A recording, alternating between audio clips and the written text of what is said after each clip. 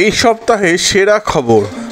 মঙ্গলবার দুপুরে RCB সারস্বত মন্দির বিদ্যালয়ের শচীন্দ্রমোহন নন্দী সেমিনার হলে এক অনুষ্ঠানের মাধ্যমে বিদ্যালয়ে নিজস্ব খেলার মাঠের তোরণ নির্মাণের জন্য প্রধান শিক্ষক ডক্টর বিজন কুমার সাহার হাতে 1 লক্ষ টাকা প্রদান করলেন ডক্টর রবীন্দ্রনাথ ভট্টাচার্য।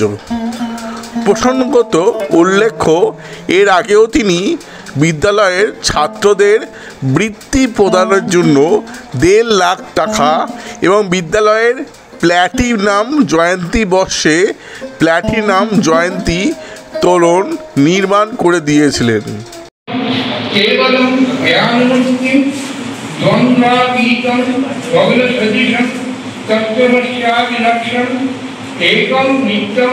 विमलमचलं सर्वदा साक्षीभूतं भावातीतं त्रिगुणरहितं सद्गुरुं तं नमामि।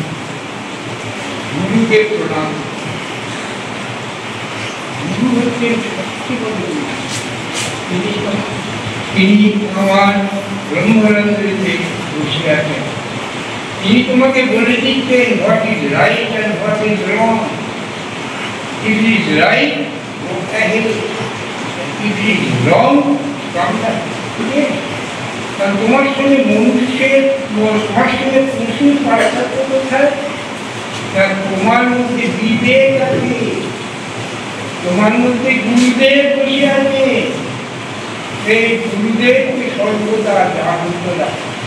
এরা সব তোমাদের গুরুদেব, এদেরকে মান্য করো, এদেরকে ভাগ্য করো, দেখবে সব বড় হয়ে। কারণ তোমাদের মধ্যে কিন্তু বিরাট বৃক্ষের বীজ সঞ্চিত হয়ে গেছে। তাই আমরা সেটি থাকবো না, কিন্তু তোমরা বড় হও, মানুষ হও। কারণ মানুষ হতে গেলে কি লাগে জানো? ম্যান মানে MAN.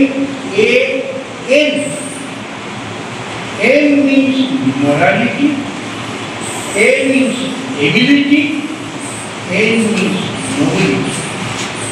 এই তিনটে না থাকলে মানুষকে মানুষ বলা হবে না, সে পশু। কাজী তোমরা মানুষ, নিজেকে মানুষ বলে প্রমাণিত করো। আরে একটা পদ্মফুল হয়ে উঠি, এই বলে আমি আমার বক্তব্য প্রণাম।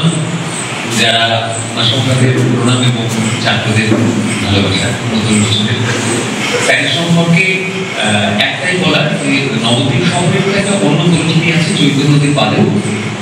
একসময় সাহেবরা একটা বলতো রাজ্যের Oxford of Bengal. Oxford of Bengal একটা জায়গা একদিনের হয় না, একটা সুদীর্ঘ বিদ্যা চর্চার যে ধারাবাহিকতা, সেই ধারাবাহিকতাই একটা শহরকে সাহিত্যের মতন সমালোচকদের কাছেও অক্সফোর্ড বলতে বাধ্য করে।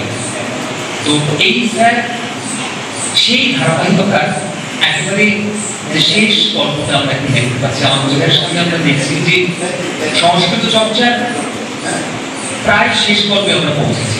কারণ আপনারা সবাই জানি যে এই মুহূর্তে সরকারিভাবে সংস্কৃতকে খুব দুর্ভাগ্যজনকভাবে ডেড ল্যাঙ্গুয়েজ বলে ঘোষণা করে দেওয়া হয়েছে। সুতরাং এরকম একটা ঘোষণা হয়ে যাওয়ার পর খুব বেশি ছেলেমেয়েরা সংস্কৃত নিয়ে পড়তে সাহস করবেন না বলাই বাহুল্য।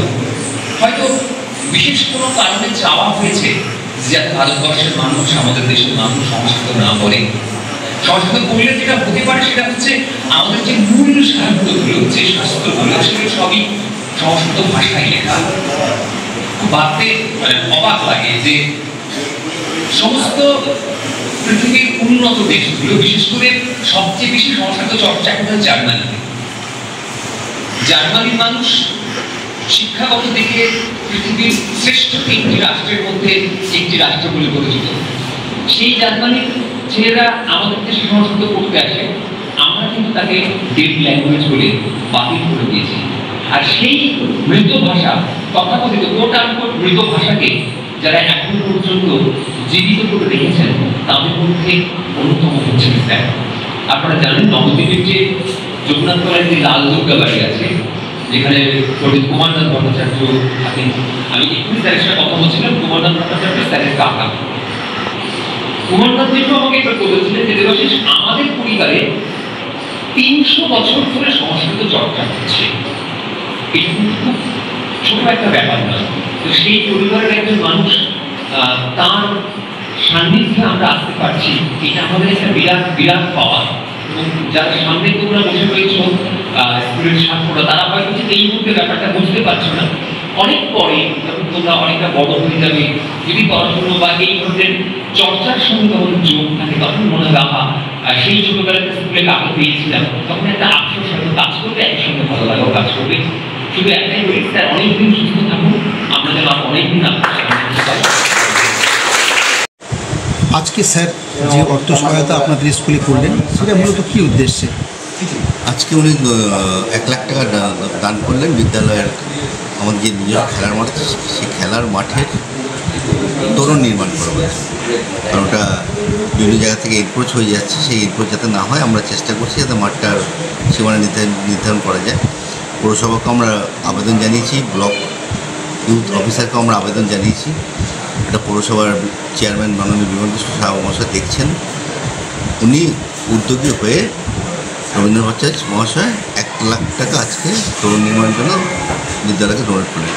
শুধু আজকে নয়, ইনি এর আগে 2009 সালে বাবার স্মৃতিতে ছাত্রবৃত্তির জন্য 50,000 টাকা দিয়েছেন। 2012 সালে মায়ের স্মৃতিতে 1 লাখ টাকা ছাত্রবৃত্তির জন্য দান করেছেন। 2010 সালে বিদ্যালয়ে যখন প্লাটিনাম জয়ন্তী হচ্ছিল, সেই সময় তিনি বিদ্যালয়ের মূল প্রবেশদ্বারটা তৈরি করে দিয়েছেন। বিদ্যালয়ের সাথে উনি বিভিন্ন সময় বিভিন্নভাবে সহযোগিতা হাত প্রসারিত করেছেন।